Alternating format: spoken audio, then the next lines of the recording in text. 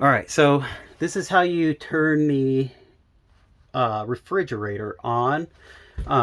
If you're plugged into the 120 volt electricity, you just push this on, and if you see here, this um, when this button's pushed in, it's on gas, right? It doesn't say auto, but if it's pushed in, it's on auto. So basically, auto means if it's plugged in, it's going to use electricity, 120 volt electricity. If you want to run it on gas, um, and you're plugged in, you'd have this unplugged. You'd have this out, right, where it doesn't say auto. If you are boondocking and you want to run it on gas, well, if you're not plugged in, it's going to automatically select it to gas. So I just always kind of leave this pushed in, because most of the time when you have electricity, you want to go ahead and use it and reserve your gas. It does not use 12 volt electricity, so it's not going to run down your batteries to run this refrigerator. It does a little bit for some of the temperature stuff in that fridge fan kit that I put in, but it's minimal. And you should be recharging your batteries to over 50% anyways before nightfall if you're using lights and stuff. But anyhow, that's how you turn on and off the refrigerator. I know you guys already have a pop-up, so this is probably already stuff that you know, but when you have this stored, it's better to just leave this open. And they do sell like these little things that kind of help keep things open, but the only reason is you don't want things to get all musty. By having it open, it just lets airflow, and your fridge doesn't smell weird or start growing weird things by the springtime when you come use it. Let's see what else on the back side of the refrigerator. I'll kind of show you how that all works. Hopefully I can do it with the one hand, but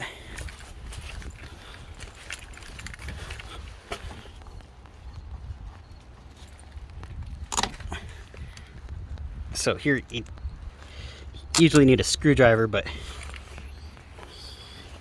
kind of turn these to open this back here. Sorry, should have been a two-hand thing.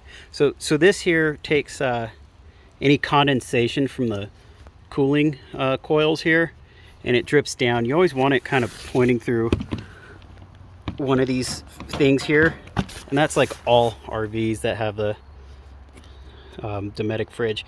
That way it's not dripping any condensation here and causing any wood rot. All this is in good condition. I always keep this out. Some folks tend to forget, so always try to remember that. Here's that fridge fan override kit. It's actually really simple. When you're plugged in, you're going to want this on all the time. If you're boondocking or storing this over the winter, go ahead and keep it off.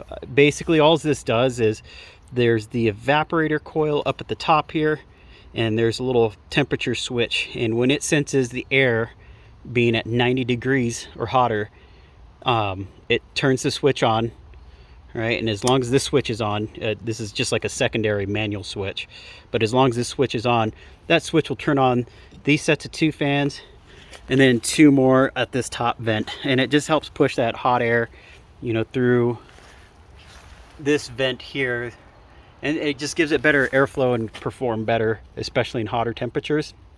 And it's not a requirement, it was a nice upgrade that I built. So if you're boondocking and you don't need it to be that cold, just go ahead and turn it off and save some battery.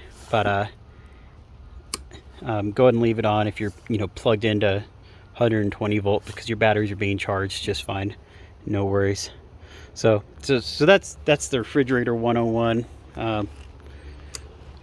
Some things that people have had before is bees can build little nests in here. So if you ever have a problem with the fridge, first thing to check is for like little beehives, and just clean out stuff back here. I've never had that problem, thank goodness, but just looking at forms and stuff, it's just something to look out for. Anyways, I hope this helps. Thanks.